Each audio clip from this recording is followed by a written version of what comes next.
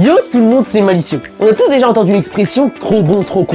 Mais au fond, on peut se demander, est-ce que c'est vraiment si mal d'être bon avec son prochain? Devient-on vraiment un œil prime à force d'être le good guy? Bro est dans son interarc en fait. Et bien justement, c'est ce qu'on va voir dans cette vidéo, avec 3 arguments justement. En nous basant sur les situations au quotidien, bah oui parce que c'est la base un peu pour observer les personnes trop gentilles, parce que c'est clairement une main d'œuvre bien rentable. Ensuite, deuxièmement, on va se baser sur la différence entre le good guy et la personne bienveillante, bah oui parce qu'il y en a.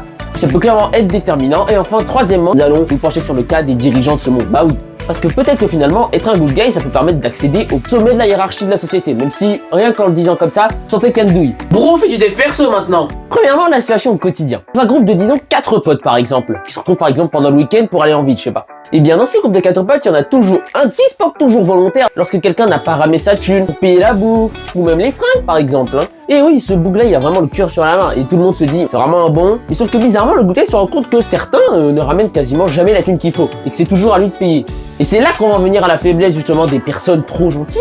Bah Bélec frérot, je te paye. Parce que le good guy ne sait pas fixer ses limites. Le boug ne sait tout simplement pas dire non en fait, ne sait pas dire quand le contrarie parce que le boug a peur que ses potes bah du coup le laissent tomber et qu'ils finissent tout seuls. Sauf qu'il y a une belle expression qui dit que parfois mieux vaut être seul que mal accompagné. Bah là c'est vrai, c'est réel.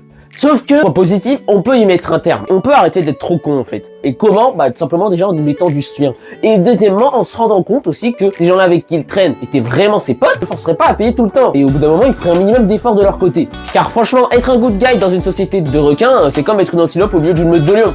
On n'en fait qu'une bouchée. Ensuite, en numéro 2, on a la personne bienveillante. À la différence du good guy, par exemple, la personne bienveillante sait se montrer généreuse avec ses proches. Quand il le faut, pas systématiquement. Je prends un exemple du type qui paye ses potes lorsqu'ils n'ont pas assez de thunes. Là où le good guy ne sait pas freiner l'envie de ses potes, eh bien, la personne bienveillante, elle, va peut-être payer à la limite 1, peut-être 2 fois maximum, mais ça n'ira pas plus loin. D'un moment, il va se rendre compte que c'est une douille. En fixant ses limites, il y a 2 possibilités. Soit ça va aller vexer ses potes, mais dans tous les cas, en toute logique, ils ne vont rien lui dire. Dans tous les cas, la personne bienveillante saura s'affirmer. Et du coup, saura montrer qu'elle peut être gentille, mais pas tout le temps. Ça, c'est très important. Et ça, c'est le type de personne idéal, franchement, qu'il faut être, je veux dire.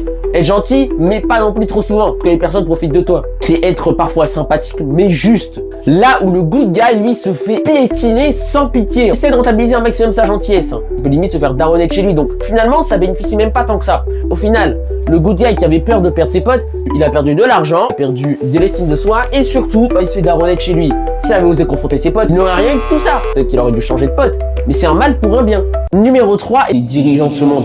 Et là, désolé pour cette partie, ça va être un peu cynique. À votre avis, c'est quoi le point commun entre un chef d'entreprise et un politicien? C'est l'opportunisme. Je dis pas que c'est leur qualité qui est définie. Rares sont les personnes au sommet de la hiérarchie dans ce monde qui sont des types trop malléables, trop influençables, trop sympathiques. Sauf je n'en connais aucune qui coche ces cases. Tu trouveras davantage de FDP au sommet que de personnes dites trop sympathiques. C'est triste, hein, mais c'est réel.